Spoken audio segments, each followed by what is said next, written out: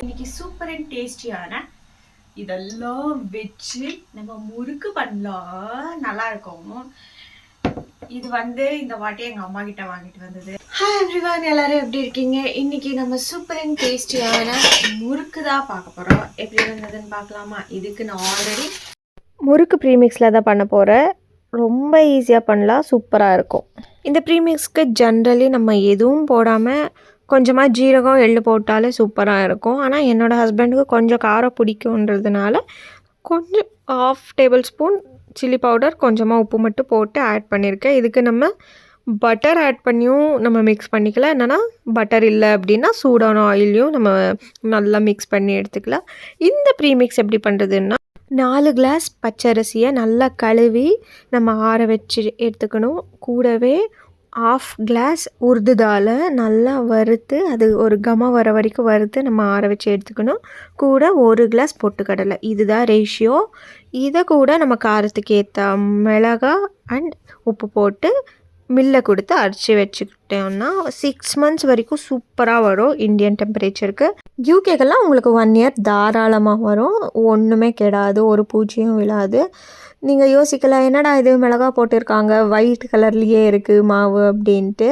நாங்கள் இங்கே யூஸ் பண்ணியிருக்கிறது ஒயிட் மிளகா. அப்படின்னா சில்லி, க்ரீன் சில்லி இருக்குல்ல, அதை சுடு தண்ணியில் போட்டு காய வச்சு யூஸ் பண்ண ஒரு ஒயிட் மிளகா. இது இல்லாமல் உங்களுக்கு ஒயிட் மிளகானே கிடைக்கும், அதையும் நீங்கள் யூஸ் பண்ணலாம். பிளி மென்ஷின்காய் அப்படின்ட்டு கன்னடத்தில் சொல்லுவாங்க. இல்லை எங்ககிட்ட இது இல்லைன்னா தாராளமாக ரெட்டு சில்லியே யூஸ் பண்ணலாம். காஞ்ச மிளகா ரெட் கலரில் இருக்குல்ல, அதையே யூஸ் பண்ணலாம். அப்படி பண்ணிங்கன்னா கொஞ்சம் செவந்த கலர் மாதிரி வரும், அவ்வளோவே தவிர்த்து வேறு ஒரு டிஃப்ரென்ஸும் கிடையாது. இந்த முறுக்கு மாவுக்கு நான் வச்ச பேர் ஆலிநாள் அழகுராஜா. ஏன்னா எல்லா ஸ்நாக்ஸும் இந்த ஒரே ஒரு ப்ரீமிக்ஸ் வச்சு பண்ணிடலாம். தட்டு பண்ணலாம், கோடுபலை பண்ணலாம், ஆல் டைப்ஸ் ஆஃப் முறுக்கு பண்ணலாம். முறுக்கு பண்ணுறது பெரிய விஷயம் இல்லை. நம்ம பட்டை பட்டையாக போட்டால் ரிப்பன் பக்கோடா, குச்சி குச்சியாக போட்டால் அந்த ஒரு முள் முறுக்கு அந்த மாதிரி வரும். சேம் நான் இன்றைக்கே 2 டைப் பண்ணியிருக்கேன். ஒன்று ரிப்பன் பக்கோடா, இன்னொன்று முள் மாதிரி ஸ்ட்ரெயிட்டாக இருக்கும்ல, அந்த முறுக்கு ஒன்று பண்ணியிருக்கேன். அது யூஸ்வலி எங்கள் சைடில் மதுவை சக்லி அப்படின்வாங்க. ஒன்றா விட்டால் நான் ஒன்றா விடல, நான் ஃபுல்லாகவே ஆஸ் யூஷுவல் ரிப்பன் பக்கோடா மாதிரியே விட்டுருக்கேன். அதுவும் சேம் முள் முறுக்கு அப்படின்னு தான் சொல்லுவாங்க. உங்கள் ஊர்லலாம் வேறு ஏதாச்சும் சொன்னீங்கன்னா கண்டிப்பாக எனக்கு சொல்லுங்கள். அண்ட் கன்னடத்தில் இது பேர் சக்லி ஹிட்டு. கன்னடத்தில் சக்லின்னு தான் கூப்பிடுவோம்.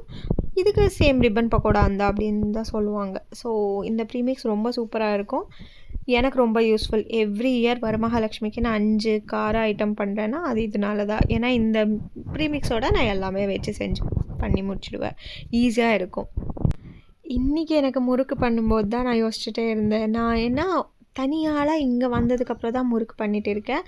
ஊர்லலாம் இருந்தேன்னா எங்கள் அம்மா, நான், எங்கள் அக்கா, எங்கள் சித்தி எல்லோரும் சேர்ந்துப்போம். தில ஆண்டி அவங்க எல்லோரும் சேர்ந்து பண்ணுறதுனால கதை பேசிட்டு எல்லாமே ஜாலியாக இருக்கும்.